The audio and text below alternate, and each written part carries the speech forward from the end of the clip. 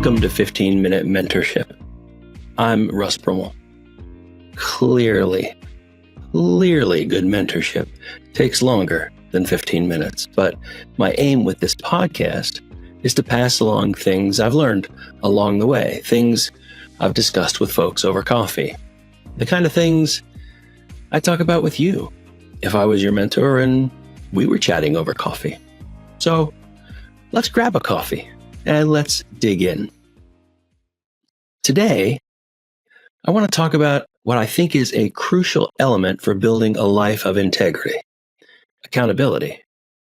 I want to dig into the importance of personal accountability to your own principles, your own values, and I want to dig into what I think of as social accountability, the type that comes from having confidants in your life who will help you hold to the standards that you have set for yourself. Let's start with personal accountability.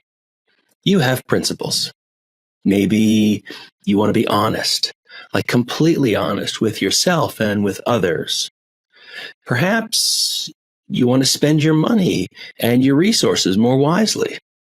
Maybe you want to be faithful in all your relationships. You have principles that you believe are important to living the life that you feel called to live. And yet I'm not always true to my principles.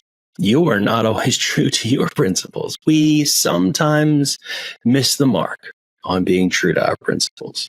At the end of the day, we're each responsible for our own choices, our own actions, for adherence to our own moral code. It's easy to let things slide when no one's looking. Maybe you procrastinate on that project at work. Maybe I don't eat healthy foods in healthy portions when I'm stressed. Maybe we react with anger or impatience even when we believe in kindness. We've all been there.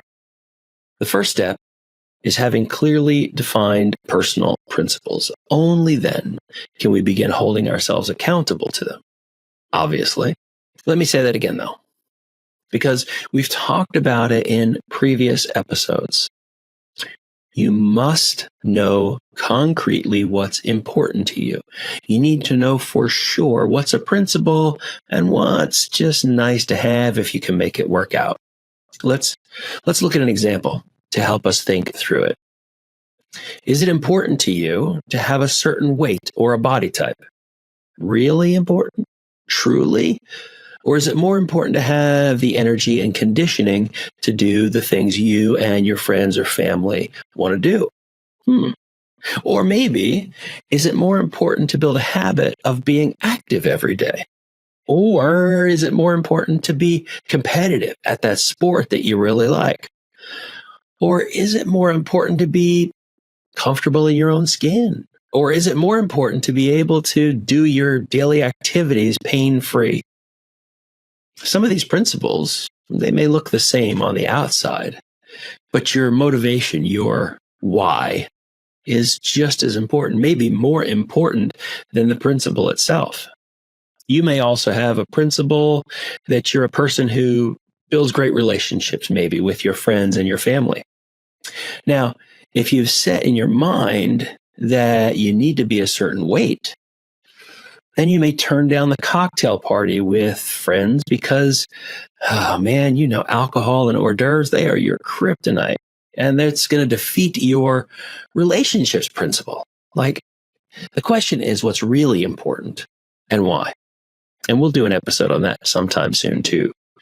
To get meta for just a second, doing some self-reflection, that's episode 6, on your experience with accountability, that can help you think long-term. That's episode 3. And figure out what really matters. That's episode 1. Assuming that you know your principles, or you're at least on the way to locking them in, accountability will help you stick to them, even when it's hard, maybe especially when it's hard. Staying true to what matters most to you requires self-discipline, and that's part of personal accountability. It means being brutally honest with yourself. That's the other key element of personal accountability. Reflecting during the day or even at the end of the day, Something like, did your actions today align with your deepest values and the kind of person you want to be?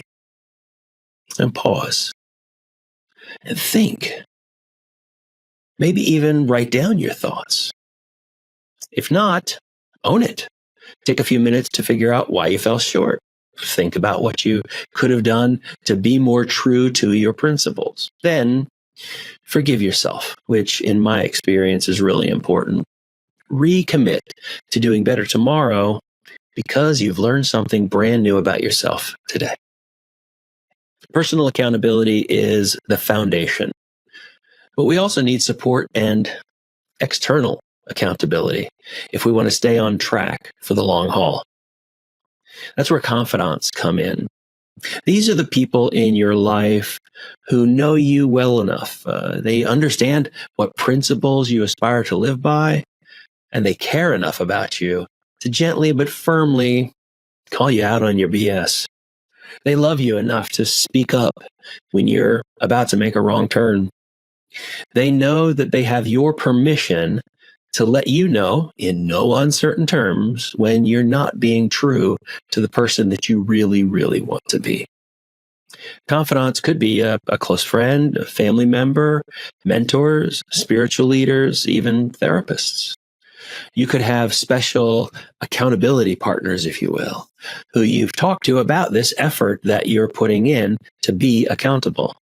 The key qualities to look for are obviously trustworthiness, but perceptiveness and compassion and the courage to tell you what you need to hear, even if you don't want to hear it and it's really hard to hear.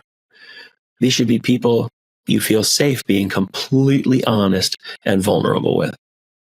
And I encourage you to actively seek out and cultivate these kinds of accountability relationships. Share your goals, your commitments, your moral standards, your principles with them. Give them permission to ask you the tough questions. Check in with them regularly. When you do fall short, talk it through with them to gain insight and hopefully some encouragement to dust yourself off and keep pursuing the right path. The things you would do in being personally accountable are the same things you'll do in being socially accountable. You may even want to talk over things that you've worked on already in holding yourself personally accountable. As we talked about in episode 6, we're social creatures, and we begin to reflect the standards and the behaviors of those who are around us.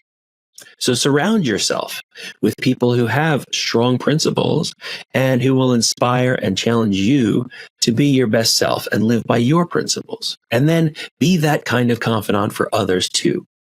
We can make each other better by lovingly holding one another accountable. Why be so strong on accountability? Let me flip the question on you. What do you think about people who just don't seem to have much accountability or who get all defensive when there's an opportunity for them instead to take accountability for their actions? Do you trust them? Do you want to be more like them or less? Let me tell you a story. Jesus spoke about accountability in what we might refer to as the parable of the talents. It's in Matthew chapter 25, verses 14 to 30. Some translations call it a parable about bags of gold because a talent was a measure of money by weight at that time. In this parable, the owner of the house and the lands gives different amounts of talents, if you will, to his servants before he goes away on a journey. Upon his return, they all come out to see him, and he asked them what they did with what he gave them. Well, the person who got the most, they got 5 bags of gold to start with. They had done some work, and they handed back 5 additional gold bags. The next person, who'd been given 2 talents, had invested them and turned them into 4. Then the baby bear, who had only gotten 1 bag to start with, steps up. And it turns out they had just buried it in the ground to play it safe because they were afraid of the big boss man. As Jesus unfolds this parable, the boss holds each of these people accountable for what they did with the talents that had been entrusted to them. Those who made good use of their talents, they were rewarded. while the one who buried his talent out of fear, he was given the smackdown. Jesus teaches us that we're accountable for the resources, for the abilities, for the opportunities that God has given us. We're called to be faithful with these blessings and to use them wisely. Pretty clear that we need to be accountable, right? We need to be true to what's most important to us. We need to honor our values. We need to honor our principles. Self-accountability is the first step, but we can't do it all alone. Social accountability is an important second step that actually makes the first step easier and more valuable. I'll leave you with another ancient Hebrew Proverbs. It says, "As iron sharpens iron, so one person sharpens another." Allow yourself to be sharpened. Embrace both the self-reflection of personal accountability and the support of social accountability relationships. It's not always easy. It's not always comfortable. But in the long run, it's one of the surest paths to becoming who you were made to be. I pray this time has been encouraging to you and encourage you to take accountability seriously as a tool for growth and integrity, both the inner work of staying true to your principles and the interpersonal work of building a network of confidants to hold you accountable to them. Thanks for tuning in and for giving me your precious, precious attention. I would love to hear more thoughts from you, your experiences, your suggestions for future episodes. Visit 15mentor.com. That's 15mentor.com to share them with me and to find more episodes. Be sure to subscribe, to follow, to like, to click the bell, or whatever you need to do to keep getting these episodes. Tell a friend about the show. Post about it on social media. Talk about it with that friend over coffee. Tell your barista too. I'm at Russ Broomell on the socials if you want to connect. Thank you. Thank you for sharing this time with me. Until next time, remember, accountability accelerates your growth if you embrace it. I'll see you next time.